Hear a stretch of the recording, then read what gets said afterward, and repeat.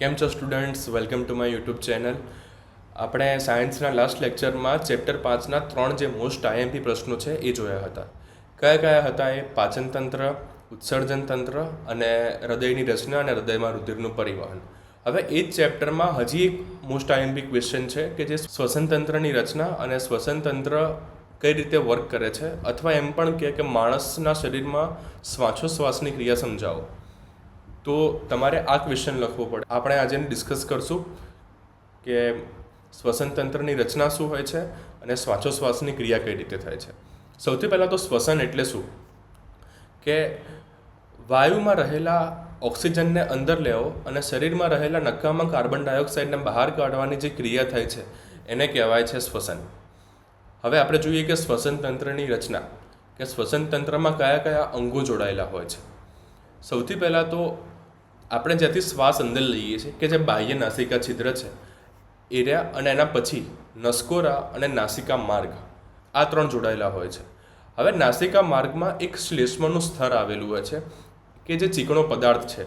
એનું કામ એ છે કે તમે જે પણ શ્વાસ અંદર લીધો છે એમાં રહેલા ધૂળના રજકણોને ગાળી દેવા, એટલે એને અંદર શ્વાસ નળીમાં જવા ના દે, જેથી ફેફસાને નુકસાન ના થાય. ત્યારબાદ આવે ગળામાં રહેલા અંગો. ગળામાં રહેલા અંગોમાં આવે છે શ્વાસનળી, કંઠનળી અને સ્વરપેટી. કંઠનળી અને સ્વરપેટી મારફતે શ્વાસ તમે જે પણ લીધો છે એ બધો શ્વાસ નળીમાં પ્રવેશ કરે છે. અને શ્વાસ નળી છે એ ઉર્સીય ગુહામાં છાતીના ભાગમાં જઈને 2 અલગ અલગ ભાગમાં વિભાજન પામે છે કે જેને શ્વાસ વાહિની કહેવાય છે.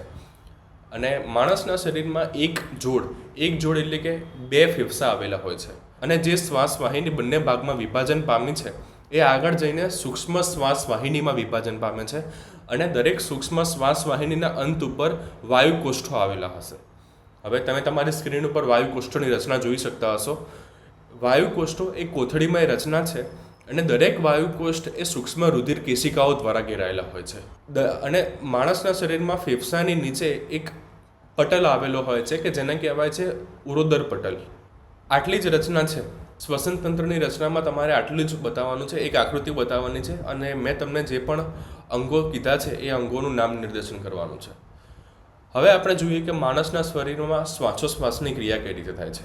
સૌથી પહેલાં તો જ્યારે આપણે શ્વાસને અંદર લઈએ છીએ ત્યારે પાછળીઓનો જે ભાગ છે ઉપરની તરફ ખેંચાય છે અને ઉરોદલ પટલ છે એ ચપટો બને છે. એના કારણે વાતાવરણમાં જે પણ હવા છે એ આપણા શરીરમાં દાખલ થાય છે.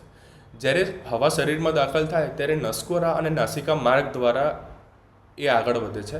અને નાસિકા માર્ગમાં મેં તમને જેમ પહેલાં કીધું કે એક ચીકણો પદાર્થ આવેલો હોય છે કે જેને શ્લેષ્મ સ્તર કહેવાય છે.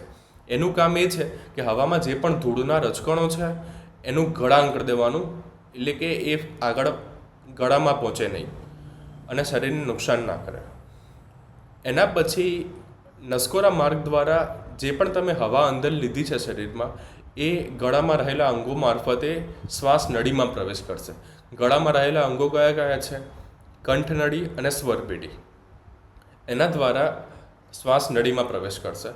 અને શ્વાસ નળી એ આગળ જઈને છાતીમાં 2 અલગ અલગ ભાગમાં વિભાજન પામે છે કે જેને આપણે શ્વાસ વાહિની પણ કહીએ છીએ. સૌથી પહેલાં શ્વાસ ક્યાં જશે? નસકોરામાં, ત્યારબાદ નાસિકા માર્ગમાં, અને નાસિકા માર્ગમાં જે પણ શ્લેષ્મ સ્તર આવેલું છે કે જે ચીકણો પદાર્થ હોય છે એ શ્વાસમાં રહેલા ધૂળના રજકણોનું ગળાણ કરશે. ત્યારબાદ તમે જે પણ શ્વાસ લીધો છે એ જશે ગળામાં રહેલા અંગોમાં, અને ત્યારબાદ એ શ્વાસ નળીમાં જઈને 2 અલગ અલગ ભાગમાં વિભાજન પામશે.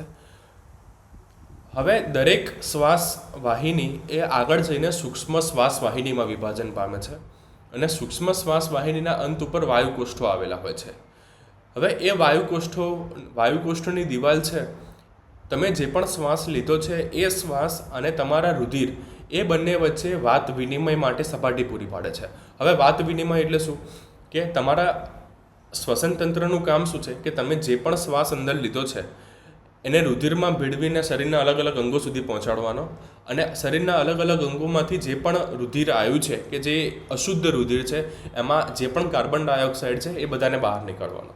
તો વાત વિનિમય માટે સપાટી પૂરી પાડવી એટલે કે તમે જે પણ શ્વાસ લીધો છે એને રુધિરમાં ભેળવવાનો, અને રુધિરમાં જે પણ કાર્બન ડાયોક્સાઇડવાળો અશુદ્ધ વાયુ છે એ બધાને પાછો ફેફસામાં લાવવાનો, જેથી તમે ઉચ્છ્વાસ દ્વારા એને બહાર નીકાળી શકો. તો વાયુકોષ્ઠોનું કામ એ છે કે તમે જે શ્વાસ અંદર લીધો છે એ અને રુધિર આવ્યું છે, સૂક્ષ્મ રુધિર કેશિકાઓમાં જે પણ રુધિર છે એ બંને માટે વાત વિનિમયની એક સપાટી પૂરી પાડવી. હવે વાત વિનિમય થઈ ગઈ ત્યારે વાયુઓની આપલે થઈ ગઈ કે જે પણ શુદ્ધ વાયુ છે એ રુધિરમાં ભેળાઈ ગયો અને રુધિરમાં જે પણ અશુદ્ધ વાયુ હતો એ બધો વાયુકોષ્ઠોમાં આવી ગયો. ત્યારબાદ ઉડોદલ પટલ છે એ પાછું પોતાની મૂળ સ્થિતિમાં આવે છે અને પાંસળીઓ ધીમે ધીમે નીચેની તરફ આવે છે, જેના કારણે વાયુકોષ્ઠમાં જે પણ વાયુ રહેલો છે એ ઉચ્છ્વાસ દ્વારા શરીરની બહાર નીકળે છે. તો આ જ હતું મનુષ્યમાં શ્વાસોશ્વાસની ક્રિયા.